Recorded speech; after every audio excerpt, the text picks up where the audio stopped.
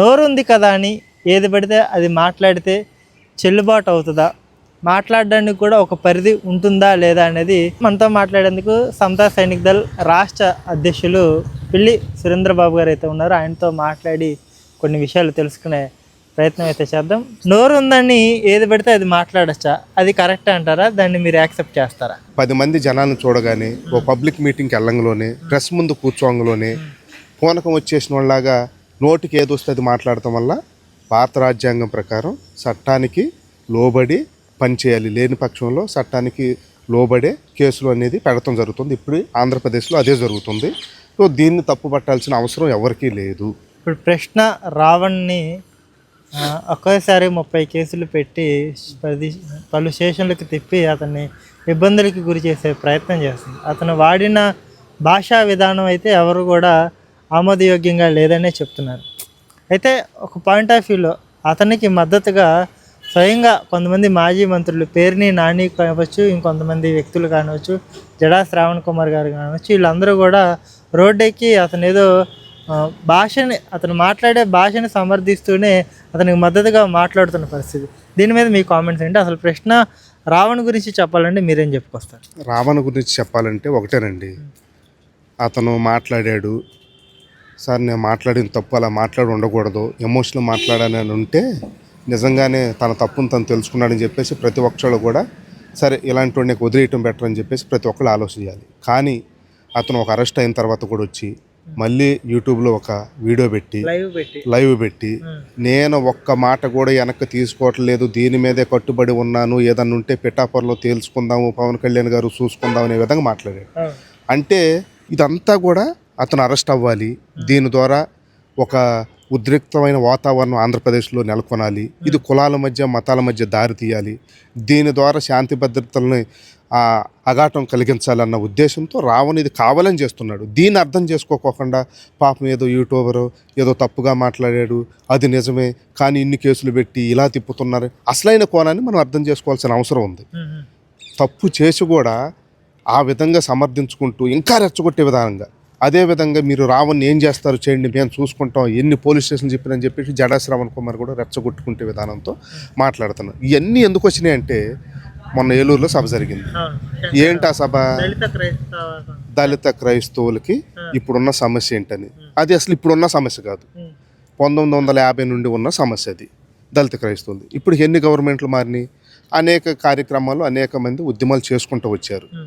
కానీ మొన్న ఏలూరులో జరిగిన సభలో దాదాపు 20-30 మంది మాట్లాడారు. నేను కొంతమంది చూశాను. ఆ స్టేజ్ మీద కూర్చున్న వాళ్ళు దాదాపుగా దాంట్లో 80% జగన్మోహన్ రెడ్డి గారి పార్టీలో సభ్యత్వం ఉన్న నాయకులు, కార్యకర్తలు కూడా కదా, నాయకులు, ఒక స్థాయిలో హోదా ఉన్నవాళ్ళు.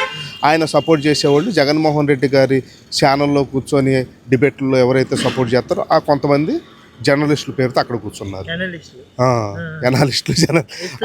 విశ్లేషకులు అక్కడ కూర్చున్నారు.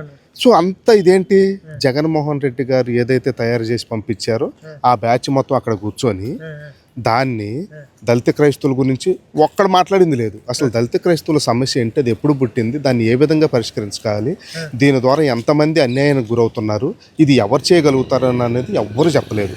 కేవలం ఆడకొచ్చి 2029 ఎలక్షన్లో చూసుకుందాం, అసలే చెప్పకూడదు ఆడెంత ఈడెంత అయ్యి అని చెప్పేసి ఇష్టం వచ్చినట్టు నోటికి, ఆఖరికి ఆడవాళ్ళు కూడా బరిదెగించేసి ఆ విధంగా మాట్లాడుతున్నారు. దీన్ని బట్టి అర్థం చేసుకోవాలి జగన్మోహన్ రెడ్డి గారు ఎలాంటి రాజకీయాలు చేస్తారని. దీన్ని బట్టి ఏమర్థమవుతుందంటే జగన్మోహన్ రెడ్డి గారు గత ప్రభుత్వంలో ఉన్నప్పుడు కూడా ఆయన స్టేజ్ మీద కూర్చొని ఎవరైతే ఎమ్మెల్యేలతో తెలుగుదేశం పార్టీని బూతులు తిట్టిస్తారో వాళ్ళకి మంత్రి పదవులు ఇచ్చాడు.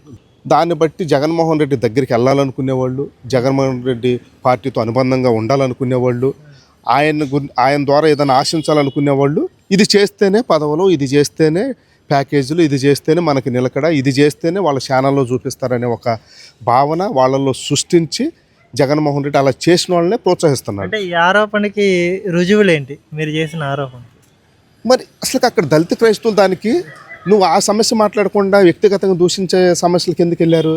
అసలు రావణ్ ఎవరు? నువ్వు క్రిస్టియన్వా హిందువా? సరే సపోర్ట్ చేయడానికి వచ్చావు, చేసినప్పుడు సమస్య ఏంటి, నువ్వు పెట్టిన సభ ఏంటి, అది మాట్లాడుకోకుండా అది ఇప్పుడు వచ్చిన సమస్య కేవలం చంద్రబాబు గారి అధికారంలోకి వచ్చారు, ఇప్పుడు చేత్తేనే అయ్యిద్ది లేదంటే అవ్వదో, చంద్రబాబు గారే సృష్టించారు, ఈ ప్రభుత్వమే సృష్టించింది అనుకోవటానికి ఆ సమస్య ఇది కాదు కదా. 1950 నుంచి హిందూ మతానికి కాకోకుండా మిగిలిన దళితులు ఎవరైతే ఉన్నారో వాళ్ళు బుద్ధిజంలోకి వెళ్ళినా కానీ, సిక్కు మతంలోకి వెళ్ళినా కానీ, జైన్ మతంలోకి వెళ్ళినా కానీ, ముస్లిం మతంలోకి వెళ్ళినా కానీ, క్రైస్తవ మతంలోకి వెళ్ళినా కానీ వాళ్ళకి ఎస్సీ కేటగిరీ కోల్పోయిద్దని చెప్పేసి రాజ్యాంగంలో ప్రెసిడెంట్ ఆర్డర్ ప్రకారం ఉంది. ఆ రోజు నుంచి అనేక సార్లు అనేక ప్రభుత్వాలు వచ్చినప్పుడల్లా కొంతమంది వాళ్ళ ప్రయత్నాలు చేస్తున్నారు. కానీ ఎప్పుడూ లేని విధంగా అసలు ఇప్పుడే కొత్తగా సమస్య వచ్చినట్టు క్రిస్టియన్ అందరిని రెచ్చగొట్టేసి అసలు తేల్చుకోవాలి. అది అసలు దానికి ఎలక్షన్ సంబంధం ఏముంది? చంద్రబాబు గారి దగ్గరికి ప్రతిపాదన ఎవరైనా తీసుకెళ్లారా? దళిత క్రైస్తవులు చాలామంది ఉన్నారు కదా, అనేక సంఘాలు ఉన్నాయి కదా, మత సంస్థలు అనేకమైన ఉన్నాయి కదా క్రైస్తవ విధానికి సంబంధించి. వాళ్ళందరూ సార్ ఆల్రెడీ మీరు దీని మీద ప్రతిపాదన చేశారు. ఉమ్మడి రాష్ట్రంలో కూడా అసెంబ్లీలో తీర్మానం చేసి దళిత క్రైస్తవుల్ని ఎస్సీలుగా గుర్తించాలని తీర్మానం చేసి పంపించారు పార్లమెంట్కి. విడిపోయిన తర్వాత 2019లో కూడా మళ్ళీ తీర్మానం చేసి పంపించారు చంద్రబాబు గారు. అంతేకాదు చంద్రబాబు గారు ఈ దేశంలో ఎవరు ఆలోచించని, ఏ ముఖ్యమంత్రి, ఏ ప్రధానమంత్రి చేయని విధంగా దళిత క్రైస్తవుల కోసం మంచి ప్రతిపాదన తీసుకొచ్చి ఎప్పుడో ముందుగానే ఆలోచించి వాళ్ళకి లబ్ధి చేకూర్చిన ఏకైక నాయకుడు చంద్రబాబు గారు. దానికి నేను రుజువులతో సహా చూపిస్తాను. 1999లో ఆయన ముఖ్యమంత్రిగా ఉన్నప్పుడు ఎవరైతే మతం మారుతారో, హిందూ మతం నుంచి ఎవరైతే ఎస్సీలు మతం మారుతారో వాళ్ళ పిల్లలు చదువుకోవడానికి ఇబ్బంది పడుతున్నారు, వాళ్ళకి ఉద్యోగాలు లేవు, వాళ్ళకి పథకాలు వర్తించట్లేదు, చట్టాలు వర్తించట్లేదు అని చెప్పేసి వాళ్ళు ఉన్నతమైన చదువులు చదువుకోవాలి, వాళ్ళ పిల్లలు కూడా ఉద్యోగాలు సంపాదించుకోవాలన్న ఒక మంచి ఉద్దేశంతో బీసీసీ రిజర్వేషన్ కల్పించిన మొట్టమొదటి నాయకుడు నారా చంద్రబాబు గారు. ఇవన్నీ గుర్తుపెట్టుకోకుండా ఏ నాయకుడు ఏం చేశాడు, ఏ పార్టీ ఏం చేశాడని గుర్తు లేకోకుండా నువ్వు ఆయన మీద దాడి చేసే విధంగా, ఆయనకు అనుబంధంగా ఉండి ఆ కూటమిలో పనిచేస్తున్న పవన్ కళ్యాణ్ మీద దాడి చేసే విధంగా చేసడం అంటే ఇది వ్యక్తిగత దూషణకి సంబంధించిందే. ఎన్డీఏ ప్రభుత్వం కూడా ఇప్పుడు జస్టిస్ బాలకృష్ణ కమిటీ వేసింది. అసలు ఇలా కల్పించాలా వద్దని చెప్పేసి 2022 నుంచి కమిటీ తిరుగుతుంది. జగన్మోహన్ రెడ్డి ఉన్నప్పుడు వీళ్ళు ఎవరికి గుర్తు రాలేదా? అప్పుడు ఎక్కడ ఎస్సీ సమస్య లేదా? అప్పుడు ఈ సమస్య లేదా? 50 నుంచి ఉన్నది జగన్మోహన్ రెడ్డి ఉన్నప్పుడు ఎవ్వరో క్రైస్తవ సంఘాలు. ఇప్పుడు ఈ రోజు ఈ జడా శ్రావణ్ కుమార్ ఎవరైతే రెచ్చగొడుతున్నారో ఆ రోజు లేదా? ఆ రోజు గుర్తులు లేదంటే రాజశేఖర రెడ్డి ఉన్నప్పుడు గుర్తుకు రాదా? కాంగ్రెస్ ప్రభుత్వం ఉన్నప్పుడు గుర్తుకు రావా? వీళ్ళందరూ ఉన్నప్పుడు మాత్రం ఈ సమస్య గుర్తురాదు.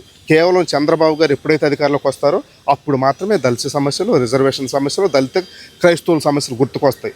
ఎందుకంటే మతాల మధ్య చిచ్చు పెట్టాలి, కులాల మధ్య చిచ్చు పెట్టాలి, చంద్రబాబు గారిని అధికారానికి దూరం చేయాలని ఒక కుట్రపూరిత రాజకీయం ఇప్పటి నుంచి కాదు ఎప్పటి నుంచో జరుగుతుంది. దాన్ని జగన్మోహన్ రెడ్డి మరీ బలంగా అనేక రకాలుగా రెచ్చగొట్టి, డబ్బులు ఇచ్చి, ప్యాకేజ్ ఇచ్చి, పదవులు ఇస్తానని ఆశ చూపించి వీళ్ళందరినీ రెచ్చగొట్టి చేపిస్తున్నాడు. దీంట్లో ఎలాంటి డౌట్ లేదు. ఇదంతా జగన్మోహన్ రెడ్డి గారి ఒక ఆధ్వర్యంలోనే వైసీపీ పార్టీ ఆఫీస్ నుండి పథకం ప్రకారం తయారు చేసిందే ఇక్కడ ఇంప్లిమెంట్ చేస్తున్నారు.